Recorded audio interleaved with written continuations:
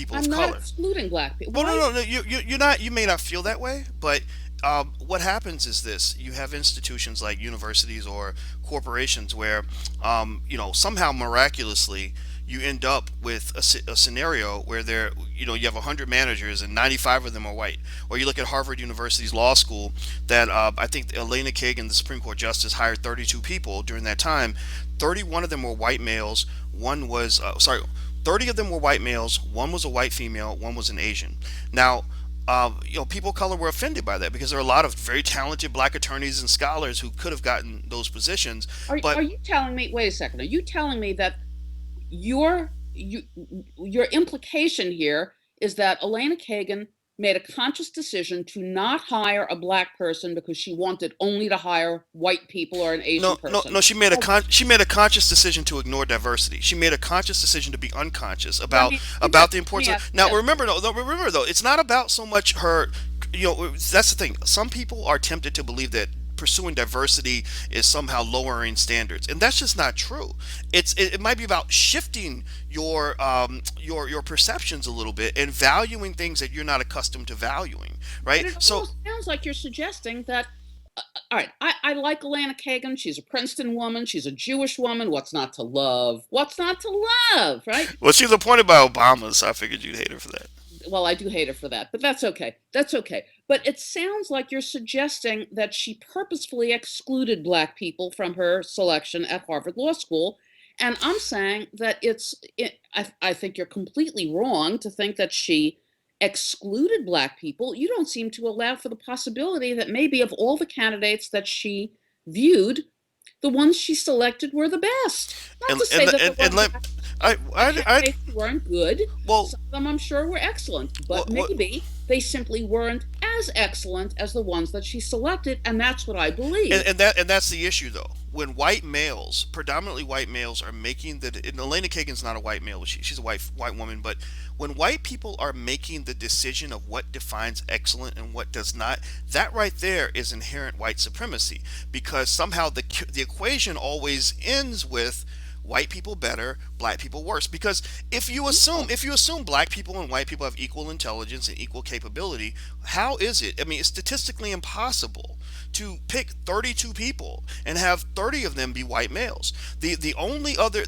I mean, you could assume that maybe somehow it just so happened that only white men were qualified for this job. That if you look at the 200-year history of Harvard Law School, they've only tenured, I think, two black women. They tenured the second one right during the controversy around Kagan that I actually played a part in. And the thing was that with white supremacy, to me, what white supremacy kind of says is that there's nothing wrong with the system. Black people are not included because black people are just not good enough. Their standards aren't high enough. They're just not capable enough. They won't even consider the other possibility that says maybe the system itself, which was built on an undeniably racist foundation. There's no question that the people who created these institutions had severe biases, right? They don't even consider the possibility that those biases still affect these institutions, right? Because institutions are kind of built on tradition, and this is the way we did things in 1902, right? I mean, and think about that. Think about how that feels as a black person when people sort of talk about the early 20th century as if it was this wonderful time and where all these great norms and standards were created, and you know that at that time you were being lynched, right? You couldn't No, get I you know what I understand. mean? I understand. Please I do continue. understand. There were many things about the turn of the last century that were joyous. The racism that was evident, that the lynchings clearly was not among the things that were wonderful. I get that. Today, there are many things that we can be joyous about, that we're thankful for. Is it all perfect? No, it's not all perfect. But I think that to say, I mean, to go back to the example you gave of Woodrow Wilson, because this is sort of near and dear to me, because Princeton University, my beloved Princeton University, as we speak, is dealing with this controversy over whether to change the name of the Woodrow Wilson School of International and Public Affairs. Well, yes, Wilson was undoubtedly a racist. Without a doubt, he was a racist. But there were many things to recommend him. He was governor of New Jersey. He was the president of the university. He was the president of the United States. Was he perfect? No, nobody is perfect. but I don't think we can judge people by going back to a standard or a time in history when things were different. We can't judge people today by by people's actions of a century ago by today's standards. It's simply unrealistic. Well, And George Washington, should we change the name of the George Washington Bridge because he was a slave owner? So every time you go to New Jersey, as if you don't have enough troubles, that you're going to New Jersey, but now you have to be dealing with, oh, it's the Washington Bridge. He was a slave owner. Should we change the name of that bridge too? Well, I don't think so. I think we have to understand the past is the past, and we need to move forward in the best, most positive, and productive way. I think that not just Black people, all people who keep going back to victimization of decades or centuries ago, we hurt ourselves. We hurt ourselves to do that because there's little that's as tedious as listening to somebody else's, woes. It really, there's little well, that's as tedious well. as that. Get over it, move I forward. And you mentioned, you said it before, that you don't want it to sound like we should be lowering the standards in order to bring people of color into the fold, but that actually is what you're suggesting. No, There, no, no, no, no, uh, no, no, no, go no. ahead. That's not what I'm suggesting because Talk about by affirmative action, right, no, please. no, no, because there are many, many black, excellent, excellent, extraordinary black lawyers and professors all across the Sure, there country, are. and the thing is that, But you're making um, the assumption that well, those extraordinary Black lawyers were somehow more extraordinary than the ones that Elena Kagan well, it hired. doesn't mean that all of them are more extraordinary, but you've got it. But the probability that none of them were extraordinary enough I don't know. is incredibly low, especially over a 200-year period. You've never ever given tenure to a black person, and you somehow conclude that it's because black people just aren't as good as the thousands of white men who've already had this job. That's white supremacy. That's why, I mean, because here's the thing: what's more plausible is that your biases, the fact that people tend to like people who are like them, that those biases have played a greater role in this process than simple sheer luck or some sort of inferiority on the part of black people. Remember, a lot of these standards are very arbitrary. They're not clear cut. It's not like a math test where you count the number of points or number of answers someone got right, or a basketball game where you simply count the number of points someone scored. It's one of those things where people say, we feel, and I was in academia, it's like, okay, you know what, we feel like this person would be a good fit for our department. They would Right. literally Good use fit. terms like that. A What the good hell does fit. that mean? What does good fit mean? Good fit means that you're gonna fit in because I get you, I understand you. So don't you think that if Harvard University, for example, were run by black men, that I would be a better fit than you?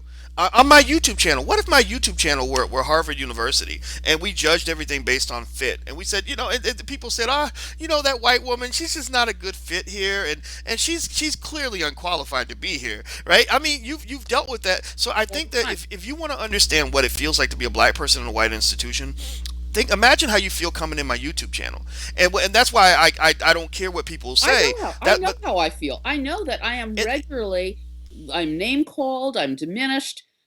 Guy Esther Verney, he calls me this old white woman. Well, first of all, Guy Esther Verney, I'm not that old.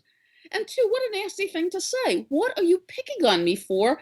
I am not the enemy, and I'm not that old. And to But put but that, I love it though. I love the fact oh, that honey, you're getting that experience. But here's the thing though. The other good interesting thing to me is that you remind me a little bit of Barack Obama in the sense that let me explain why. You're the reverse of that in that Barack is a person with brown skin who grew up around lots of white people. So he has a comfort level with white people.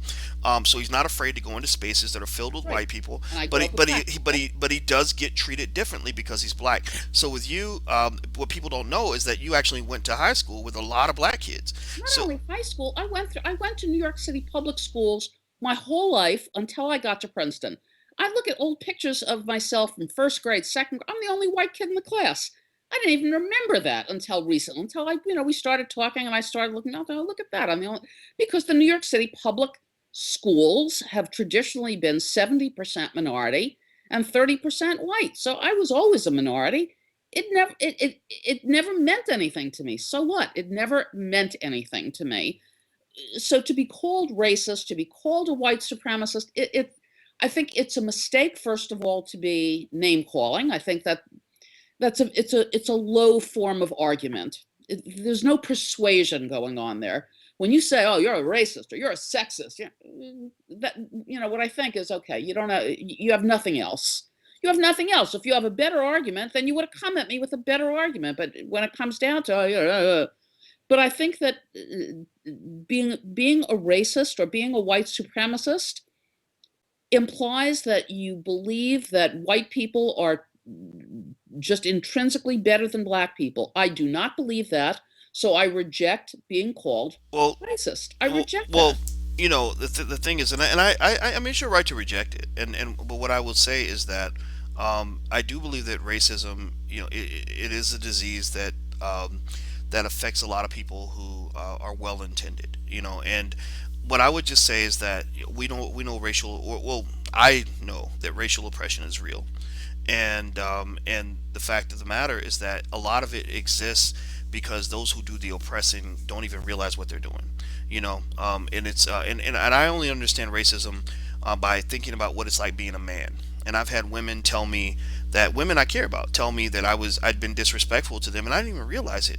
I say, "Oh gosh, you mean by me just doing this thing over here, it made you feel left out? Gosh, I'm sorry. Let me reframe my thinking to kind of understand that." So I think gaining that empathy kind of helps. But I agree with you though that gaining empathy does not mean that you co-sign on everything that a person of color says, right? So if someone says, "Oh, you're an evil old white woman," or "you're a racist," or "you're whatever," I think they should be obligated to defend and explain their point, provide some proof. Not everybody can do that, and that's the funny Well, thing. not every, And that, let me ask you, and we know each other well. I'm asking you to give me a yes or no answer. Am I a racist? um, Yes or no answer.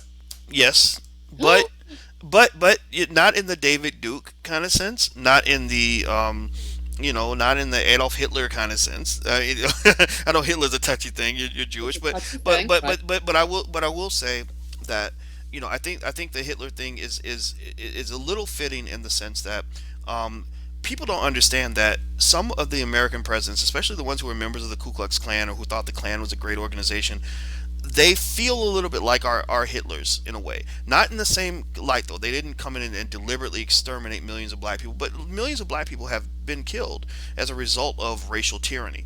And so when you mentioned earlier that it's not fair to go back and judge people back then based on the standards we have in the here and now, I would just hate for somebody to say, well, we can't really judge Hitler based on our standards. I mean, that was Germany and that was 1942.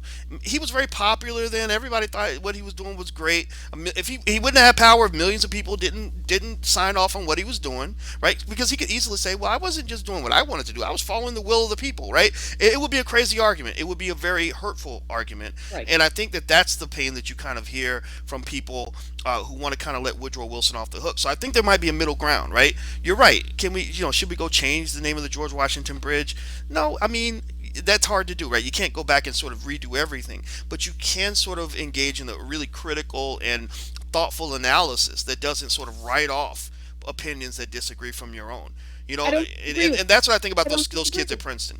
I don't disagree with you. So what we're agreeing on here, and I think this is what's important, is that strides are made when communications like this, when black people and white people can talk with each other in a way that sensitizes all parties to what we're dealing with in a very truthful way.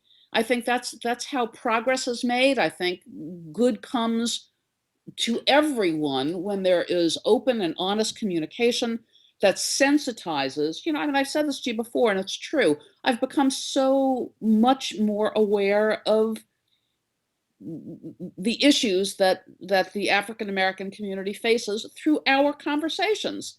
I trust what you tell me is the absolute truth that black people deal with this every day in every way. You deal with the results of a racist nation that hasn't fully come to a better place. I'm sure that that's true,